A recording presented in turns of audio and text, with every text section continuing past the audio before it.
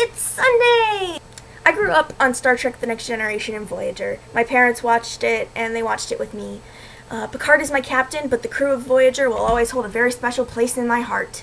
In terms of reading while chainmailing, have you tried audiobooks before?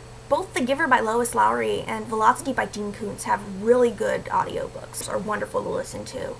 They can take a while to get through, so it might not be optimal, but it's worth a shot if you're really invested in wanting to read this year. Recommendation-wise, I'd say check out Community for sure. I'm not sure where our tastes intersect otherwise, so withholding out judgment on that pending further inquiry. I'm sorry to hear that you're not at your best right now. I have a couple theories about why that might be, and I'm going to list them, and I'm going to save one for the Skype call. 1.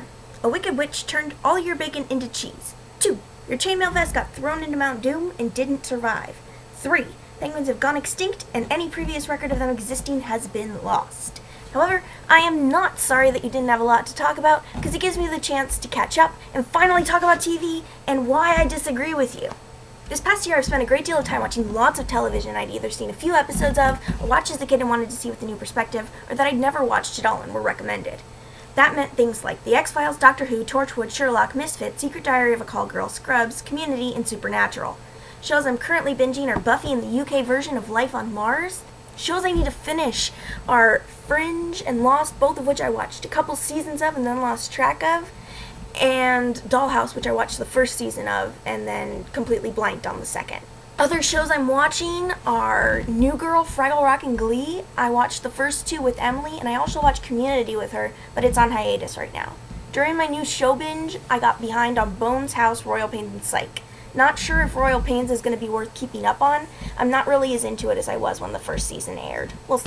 I watched Angel when I was younger, so I knew David from that before I saw him on Bones, so reverse from your situation. Watching him on Buffy, but not only him, like James Marsters, who shows up in Torchwood, and Allison Hannigan, and Seth Green, and just everybody, they look so young, and you just don't see it until it's right in front of you. Like, you know people age. I mean, I looked at my 8th grade yearbook last week, and so many of these people are incredibly different now, and it's only been, well, I was going to say it's only been a few years, but I was the class of 2003. So 9 years, considerable chunk of change, and not just a few. At any rate, that documentation of change just always throws me. In terms of losing cultural impact because of not watching currently airing shows, I haven't really had that problem. Outside of, say, Pokemon and Power Rangers, I'm not really missing much in terms of TV. My cultural gaps come more from video games and music. You knew me while I was growing up, so you know I didn't have video games around. And that I mostly listened to Wilson Phillips or whatever Christian rock band my parents happened to be digging at the time. So that's really where my cultural gaps are, video games and music. The video games portion I don't feel so horrible about missing out on, but I love music. I love crappy music. I love crappy music unironically and I just don't care. Music makes life better, so I honestly regret missing out on things like the Spice Girls getting huge originally, or fangirling over boy bands, with the notable exception of the Backstreet Boys' later albums. Or like in middle school when everybody started listening to Linkin Park and Alien Ant Farm. Because I don't have these stories to go along with that music in the same way that I do with, say, Good Charlotte, and listening to it in my garage and thinking it was super hardcore and rebellious to do. Or going over to my friend Brittany's house and listening to Tim McGraw's greatest hits while we cleaned after we finished our homework. Or that time that I watched Simple Plan's Untitled music video after the accident and gave myself flashbacks. Like I said in my 5 things, I love stories. And ultimately that's what TV is for me. It's listening to stories. And I will never for a minute regret time spent on my butt reading books or watching TV or what have you, because they're stories I connect with. And I can examine why I connect with them. And what does that say to me about myself? And what am I taking from this? What lessons am I learning? And what does this say to me about society? That's ultimately why I dislike reality TV, because I just can't for the life of me connect to those stories. I can't bring myself into the mindset to just care. As for getting out there myself, it's not necessarily that I don't want to go out there and make my own stories and forge my own memories.